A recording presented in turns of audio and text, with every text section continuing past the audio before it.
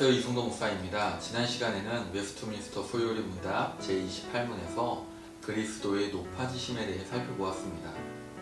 부활한 후 40일 동안 사랑하는 제자들과 함께 하시다가 승천하셔서 하나님 우편에 앉으시고 영원한 중보자로 연약한 인생들을 위해 간구하시며 정하신 그날의 심판자요 완전한 통치자로 다시 오실 그리스도.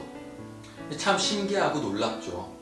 낮아지심이 감사와 눈물이라면 높아지심은 감격과 영광이라 할 수 있습니다. 지금까지 창조, 타락, 구속을 살펴봤습니다.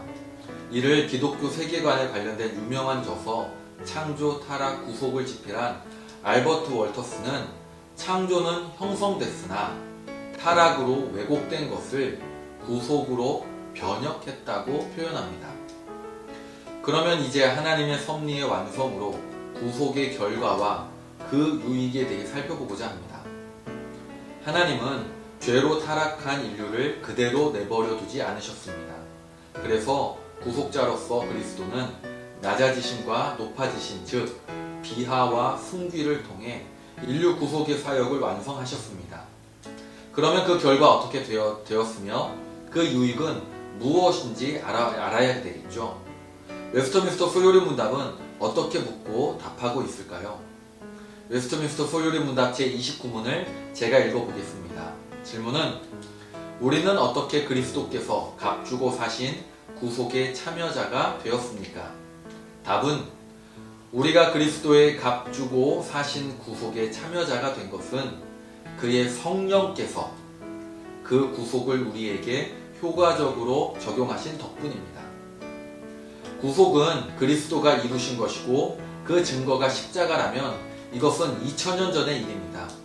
그 사건이 나에게 어떻게 유효할 수 있을까? 내가 본 적도 없고 이제 볼 수도 없는 예수님과 내가 어떤 관계인가? 질문할 수 있겠죠.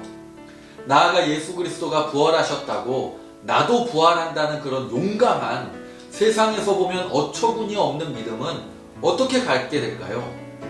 그 답은 성령 하나님이십니다. 이 성령 하나님은 살아계신 인격적 존재로 성부와 성자와는 구별된 위격으로서 삼위 모두 동일 본질의 참 하나님이시며 경배와 찬양 그리고 예배의 대상입니다. 성도의 삶, 죽음, 부활을 비롯한 그리스도의 유익, 그 중보의 유익은 모두 성령의 사역으로 성령 안에서 이루어집니다.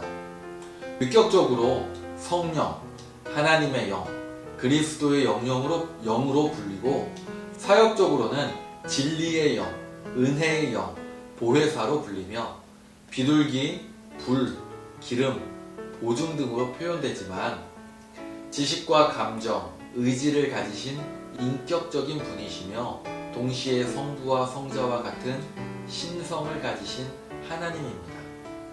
성령님은 하나님의 섭리 전 과정에 함께 하셨습니다.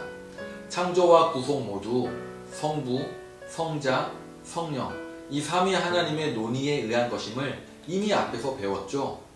그러나 사역적으로 구별되는 것인데 성부는 구원을 계획하시며 성자는 구원을 성취하시며 성령은 구원을 적용하시는 일을 합니다.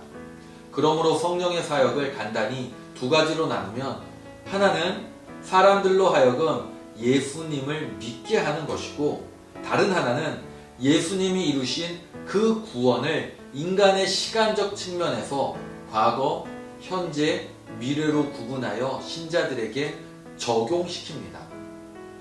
그런 의미에서 사실 구약시대에도 사역하셨던 성령님이 오순절에 임하시는 사건은 성령님의 사역의 새로운 차원을 알리는 시작점과 같은 것이죠. 이것이 크게 세 가지로 구분하면 첫째로는 예수 그리스도께서 자신의 주권을 행사한다는 의미입니다. 주님은 승천하여 하나님 보좌 우편에 앉으사 성령을 선물로 받으시고 그 성령을 교회의 선물로 주심으로 자신의 주권을 시행했다는 것입니다. 두 번째로는 성령님의 사역의 보편성을 의미합니다. 구약에는 특별한 사람에게 주어진 것이 신약 시대에는 택하신 모든 일에게 임하십니다. 셋째로 교회를 그리스도의 몸으로 세우시는 사역을 행하신 날입니다. 이로써 교회는 그리스도를 머리로 하는 한 몸이라 부를 수 있는 독특한 신약 공동체로 형성되었습니다. 종합해보면 성령 하나님께서 믿음으로 우리를 예수 그리스도에게 연합하게 하시고 그리스도의 구원은 은혜를 각 개인에게 적용시킴으로써 누리게 하십니다. 이것은 신학적으로 논리성을 따라 구성하여 구원의 서정이라고 하는데요. 소명, 중생, 믿음, 회심, 칭의, 양자, 성화, 성도의 견인, 영화로 순서에 따라 조직화된 이 과정을 따라 주도적으로 행사하시는 분이 성령님이라는 것이죠.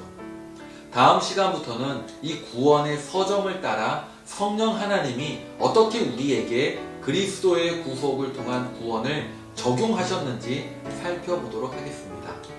다음 시간 제30문으로 뵙겠습니다.